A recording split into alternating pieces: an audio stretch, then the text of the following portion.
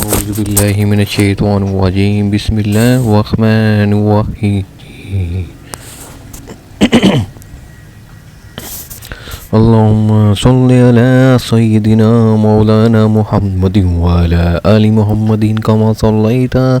على إبراهيم وعلى آل إبراهيم إنك حميد مجيد اللهم بارك على محمد وعلى آل محمد كما باركت على إبراهيم وعلى آل إبراهيم إنك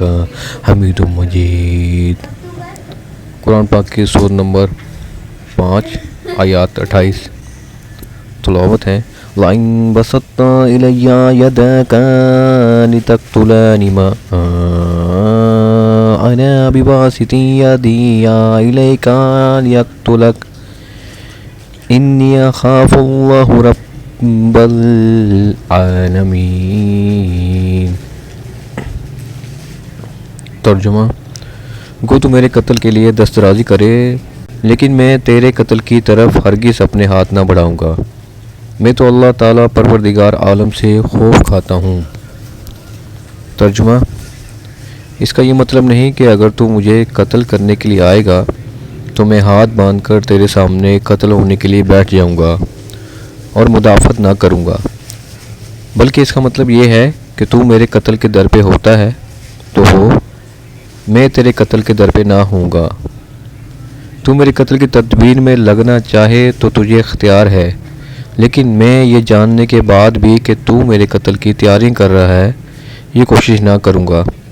کہ پہلے میں ہی تجھے مار ڈالوں۔ یہاں یہ بات سمجھ لینی چاہیے کہ کسی شخص کا اپنے آپ کو خود قاتل کے آگے پیش کر دینا اور ظالمانہ حملے کی مدافعت نہ کرنا کوئی نیکی نہیں۔ البتہ نیکی یہ ہے کہ اگر کوئی شخص میرے قتل کے در پہ ہو اور میں جانتا ہوں کہ وہ میری گھات میں لگا ہوا ہے تب بھی میں اسی قتل کی فکر نہ کروں اور اسی بات کو ترجیح دوں کہ ظالمانہ اقدام اس کی طرف سے ہوں نہ کہ میری طرف سے۔ یہی مطلب تھا اس بات کا جو آدم علیہ السلام کے اس نیک بیٹے نے کہی۔ دوستو، اسی روایت کو برقرار رکھا ہے حضرت عثمان غنی رضی اللہ عنہ نے حضور اکرم صلی اللہ علیہ وآلہ وسلم کے دور پہ، جب منافقین ان کو شہید کرنے کے در پہ تھے تو بہت سے اعلیٰ محترم صحابہ نے ان سے عرض کی کہ آپ حکم دیں ہم ان کو قتل کر دیں۔ اس میں حضرت رضی اللہ عنہ بھی تھے، حضرت حسن رضی اللہ عنہ بھی تھے، حضرت حسین رضی اللہ عنہ بھی تھے، اور بھی بہت سے محترم صحابہ کرام تھے جنہوں نے کہا تھا، لیکن حضرت عثمان رضی اللہ عنہ نے فرمایا تھا کہ جب تک میں نہیں چاہتا کہ میری وجہ سے مسلمان آپس میں لڑائی کریں یا میری وجہ سے کوئی مسلمان دوسرے مسلمان کو قتل کرے،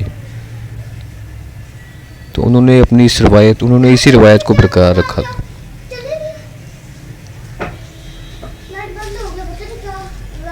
جزاک اللہ۔ اللہ تعالیٰ سے دعا ہے جو آیات ترجمہ و تفسیر پڑھی ہے اس کو سمجھنے، اس پر عمل کرنے اور اسے دوستوں تک پہنچانے کی توفیق عطا فرمائے، اور اللہ تعالیٰ ہمیں قرآن شریف کو ترجمے کے ساتھ پڑھنے، سمجھنے، اس پر عمل کرنے اور اسے دوستوں تک پہنچانے کی توفیق عطا فرمائے۔ جزاک اللہ۔